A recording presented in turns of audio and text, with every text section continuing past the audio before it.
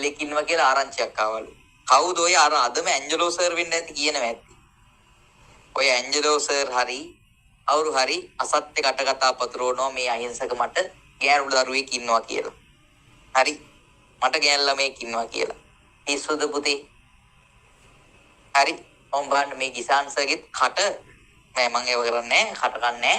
හරි ගිසාන්සගෙත් හරිද? ඔය මනුස්සයාට තියෙන දඩ ඊරිසියාවක්. අපේ ඔය මං ඔයාලට එදා මේ පන්තියේදී ගිසාන්ස ගෙනල්ලා පෙන්නුවේ. අපේ ඉංග්‍රීසි සර් ගිසාන්ස ගිසාන් දරංජය කියලා YouTube එකේ බලන්නකෝ. ඒ සර් හරිද? ඔය මනුස්සයා සැප්තැම්බර් 4 වෙනිදා කසාද බඳිනවා. හරිද ගිසාන්ස?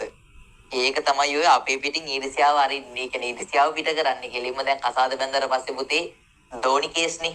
හරිද? ඉතින් හරි එහෙම යන්න වෙන්නේ නැහැ. කරන්න වෙන්නේ නැහැ. ඒ හින්දා හරි ඊර්ෂ්‍යාවකින් ඉන්නේ. අපි හැමෝටම ගෑනු ළමයි ඉන්නවා කියලා එයා කියනවා. හරි. දැන් ඇන්ජලෝ සර්ත් කසාද බඳින්න ඉන්නේ. හරිද? ඇන්ජලෝ සර් කසාද බඳින්න ඉන්නේ. අපේ අනිත් දැන් හැම සර් කෙනෙක්ම වගේ කසාද බඳින්නේ. මේ මං අවුරුදු 22ක් වෙච්ච මම මොන කසාද කරගෙන ගෙනල්ලාද බං? ඊස්තු හරි අපිට ගෑනු ළමයි නෑ.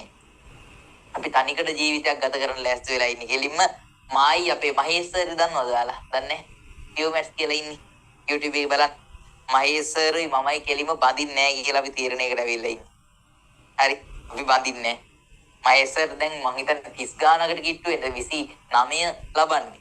හරිද? තාම බැඳලා නෑ. මාච්චෝ අයියේ මම බඳින්නෙත් නෑ. එච්චරයි. හරි. සවිඳු අයියා. සවිඳු අයියා නම් ඒ වෙනකොට කසාද පහක් විතර කරගෙන තියෙයි. හරි. මෙතන නැති හින්දායි මම මේ කියන්නේ. කොහෙද ගිහින්. හරි. ඔන්න බලහන්කෝ ඉතින් මම මේ අහිංසක මම යකෝ උඹලකට මම බොරු කියලා තෑගි ගන්නද?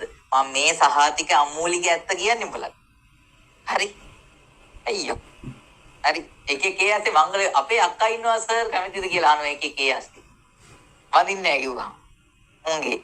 හරි. අනේ මයි කටවුස ගන්න. කරුණාකර රත්තරන් පුතේ මේක ලියපන්. හරි.